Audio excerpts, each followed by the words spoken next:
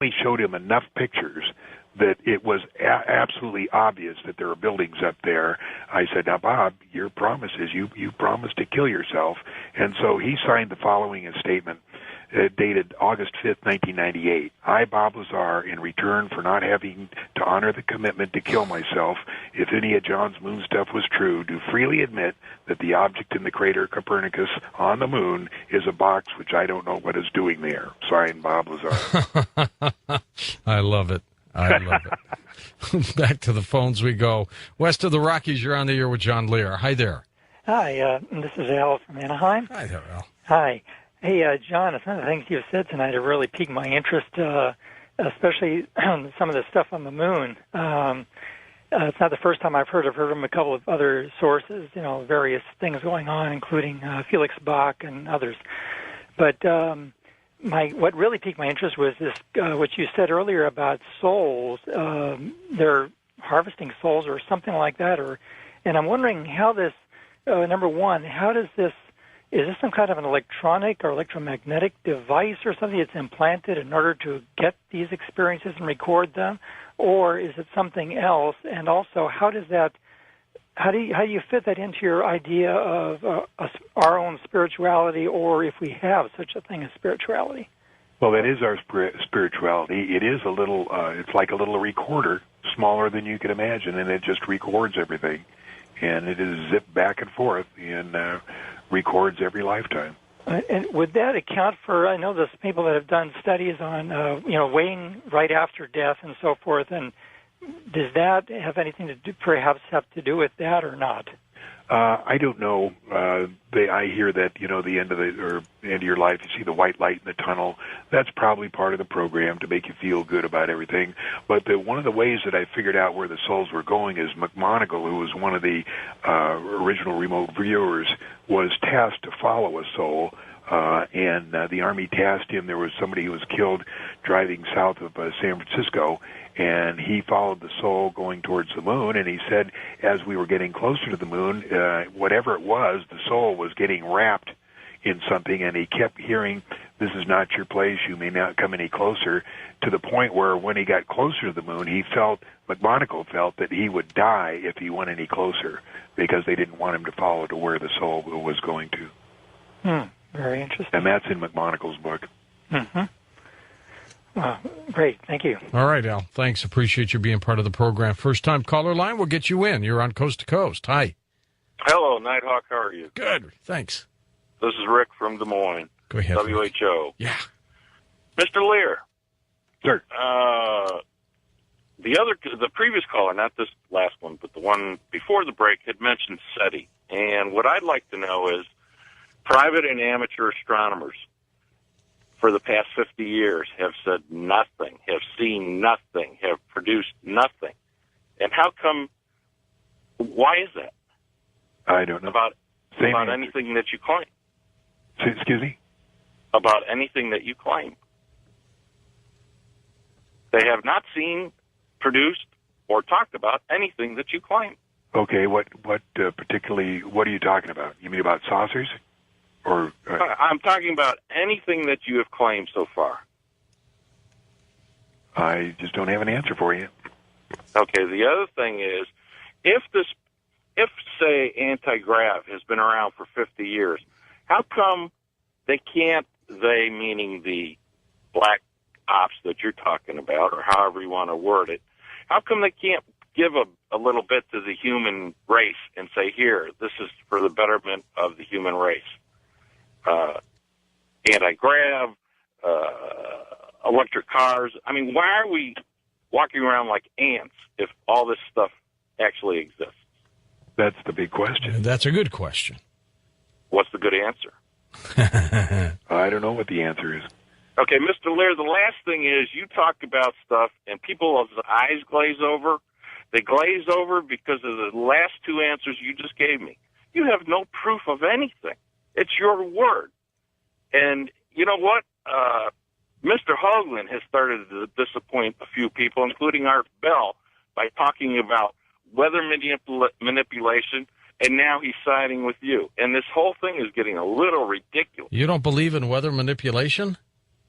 Sir, The Chinese. I don't believe in anything. Hey. The Chinese just had it rain almost an inch over Beijing. Oh, come on. That's last week. Silver Eye. Well, isn't that weather? I'm talking about with. Isn't that weather manipulation? Okay, I'm talking about HAARP. You know what I'm talking about. I'm not talking about chemicals. I'm talking about what Hoagland believes moving a hurricane. You're going to do with silver cyanide? Iodide. Whatever. Are you going to do it with that? Not with that, but who knows what they have? Well, apparently you seem to know what they have since 1962. Hoagland was Concrite's big buddy in 62, and you're telling me he didn't know anything? You're telling 10 million people a bunch of crap. Well, and that's the word that gets you tossed off the air. God, see, he doesn't have an open mind, John. Well, yeah, I don't have an answer for that. We've got time for just a quick one before we take the Lear disclosure. East of the Rockies, you're on Coast to Coast, but it is lively. I like that. Yeah. Hi. Hi, this is Steve from Oklahoma City. Steve, about a minute for you. Mr. Lear, it's a pleasure to talk to you. Thank you. I'm a pilot and flight instructor, and my question is this. For years, I've been teaching my students that Bernoulli's principle is what creates, how the wing creates lift on an airplane. And I had an aeronautical engineer one day come up to me and say that was that wasn't accurate. All the textbooks were wrong. That Bernoulli's principle really only accounts for about 10 or 15% of lift, not 75 or 80% as the textbooks say. And he'd been trying for years to get that changed. And I've seen some stuff on the Internet that kind of collaborates what he said, but when they try to explain how the wing really generates lift, it's kind of above my head. 30 seconds, John. I got to cut him, but can you give him a quick one on that? I've heard that argument, too. It's interesting. I'd like to know what the answer is. All right, John, I'm going to play your disclosure project. You can listen to it at home if you want. No sense you hanging on for 10 minutes here. And first of all, I want to thank you for an enlightening, fascinating discussion. Okay, it's been great talking with you, George. All right, that's John Lear. It is an interesting one, I'll tell you that. I'll be back in a moment, but first, let's let you listen again to the Lear disclosure, 2.5 years old, when he was talking on Coast to Coast AM about what could be. Okay, let's say the government chose me. They were going to use me as an outlet to release this information. Let's just say they did that and they took me to a briefing. Then what, John? Okay, we whisk you to, or they whisk you to Washington, D.C. You get limoed to this building, beautiful building. You go up into this room. They say, Art, you're the guy.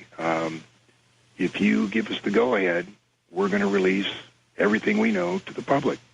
And if you decide to go ahead, all major networks will be provided with information on all aspects of the cover-up. No type of information will be withheld because of the deal for immunity for all participants of the cover-up provides that nothing, no artifact, no piece of information be withheld. So here's what happened, Art. And, of course, this we'll use some videos and stills. Our first UFO recoveries were in the late 30s. We made a couple in the beginning of the 40s, and then came Roswell, which the public found out about. We got 2 live aliens from Roswell. One died shortly thereafter. One lived until 1956. And we found out that so far there are 18 different alien species that we know about monitoring Earth. Some are good, some are hostile. Most are indifferent. We found out that we are the experiment or product, if you will, of an alien race who we never met and really don't know who they are. All we know is that the Greys are cybernetic organisms, glorified robots, if you will, who work here at the behest of their employers, monitoring us through abductions. We were never able to find out what the experiment is all about, except that we have been externally corrected about 65 times, and they, the aliens, refer to us as containers. There has been speculation that the souls our bodies contains is the reason for the experiment, but nothing has been proven or determined. Since 1938, we have lost over 200 aircraft to UFO hostilities and thousands of soldiers in all kinds of different kinds of action with aliens. Since that time, several 100,000 civilians have disappeared with no trace. Several thousand were eliminated by us because of their chance encounters with aliens, which we could ill afford to have publicized. A slightly more frightening phenomenon known as human mutilations have occurred on a regular basis and are similar to the cattle mutilations in that the humans